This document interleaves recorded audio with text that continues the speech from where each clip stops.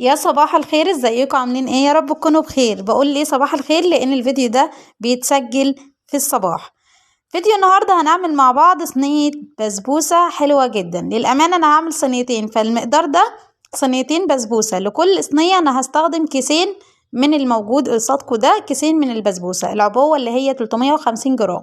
كل كيسين بسبوسة هياخدوا صينية واحدة، فهحط عليهم 3 كوبايات زبادي اللي هي الحجم الصغير، وهحط معلقة من البيكنج باودر، وكمان هحط نص كوباية سمنة اللي هي المج، يعني نص مج سمنة. حوالي كام؟ حوالي يعني 200 جرام. اتس اوكي لحد كده تمام. يلا نشوف بقى الخطوات بتاعتنا بالتفصيل.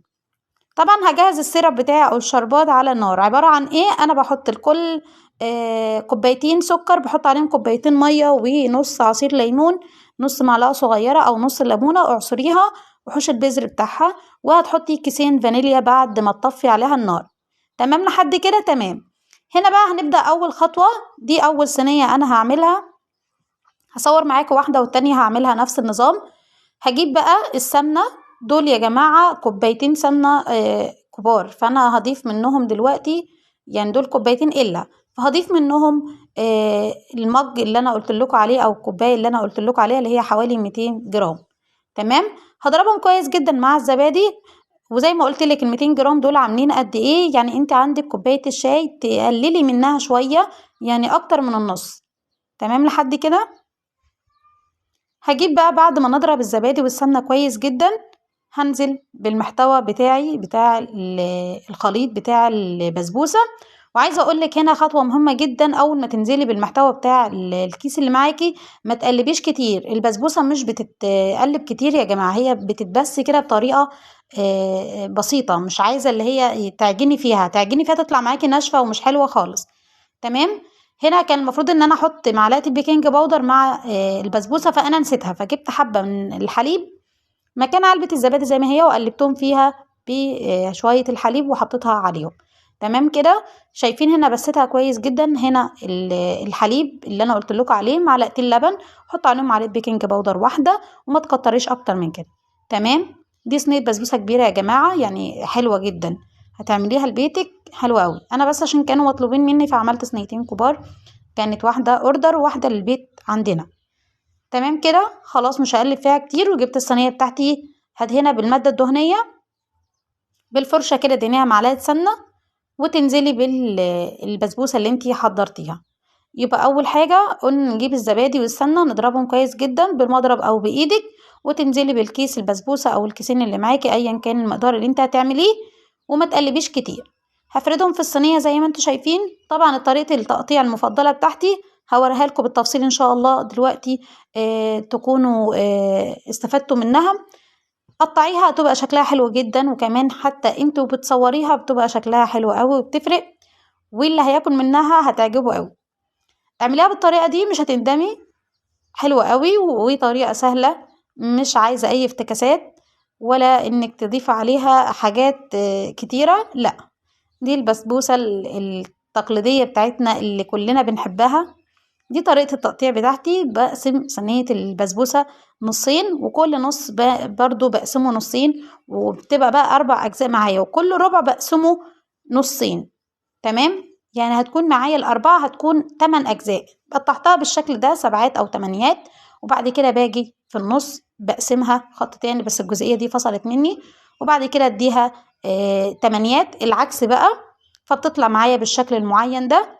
اتمنى تكون وضحت، وان شاء الله هنزلها لكم في طريقة فيديو لوحدها تاني بالتفصيل علشان تلاحظوها وتفهموا هي ازاي. هي سهلة جدا مش محتاجة اي صعوبة، بس عايزة اللي يركز فيها. هندخلها بقى الفرن، ولازم الفرن بتاعتك تكون سخنة جدا علشان البسبوسة لازم تدخل على درجة حرارة عالية. كل ما بتتأخر معاكي في الفرن بتطلع مش حلوة وناشفة. حاولي ان انت تخلي درجة حرارة الفرن عالية علشان تطلع معاكي بسرعة وتكون حلوة. اول ما توصل للون الذهبي او اللون اللي انت عايزاه، انا اللون ده كان حلو جدا بالنسبة لي. هي ممكن تكون الاضاءة مش موضحة قوي، بس اللون ده كان تمام جدا. طبعا مجهزة الشربات بتاعي وسبته يهدى، وبعد كده بدأت ان انا اعمل البسبوسة. اللون ده حلو جدا يا جماعة، على فكرة على الحقيقة كان لونها ذهبي وجميل جدا. جبنا بقى الشربات بتاعنا اللي انا قلت لكم عليه. الصينيه دي اخدت مني كام كوبايه سكر وكام كوبايه ميه. حطيت 3 كوبايات سكر عليهم 3 كوبايات ميه، وحطيت عليهم نص عصير ليمون، وحطيت باكوين فانيليا، باكت الكيس الصغير اللي هو الظرف. ما كانش عندي السايله، بحبها جدا في الحلويات. تمام خالص، مفيش اي مشاكل. تمام لحد كده. هنشربها بقى، وطبعا علشان تعرفي ان البسبوسه بتاعتك ناجحه هتعرفي من التركه دي.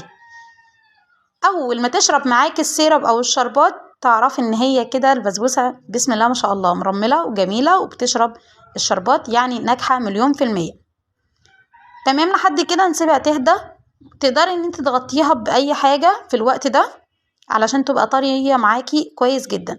بصوا بقى لبدايه الفيديو ونهايه الفيديو هوريكم ان هي ناعمه جدا. محدش يقول ليه هي بتفركها قبل ما بتاكلها بالطريقه دي والكلام ده كله، لا، انا قصدا ان انا افهمكم واوصل لكم المعلومه صح. لازم اوريكم ان هي بتطلع زي الجاهزه بالظبط اللي بنشتريها، بتبقى ناعمه جدا ومرمله. دي بقى اللحظه الحاسمه. شايفين الجمال؟ عايزه اقول لكم قسما بالله حلوه جدا جدا جدا، ناعمه ومرمله. كمان هضغط عليها دلوقتي علشان تعرفوا ان هي مش طالعه محجره. دي تدل على نجاح البسبوسه بتاعتك. ودي النتيجه زي ما انتم شايفين، بسم الله ما شاء الله مرمله جدا، ما تفرقش اي حاجه من اللي انت بتشتريها من بره، وكمان باينه وواضح قدامك ان هي مش طالعه محجره ولا ناشفه. اتمنى فيديو النهارده يعجبكم، واتمنى تجربوا الطريقه دي. صدقيني لو انت بتعمليها بكل حب هتطلع معاكي حلوه جدا.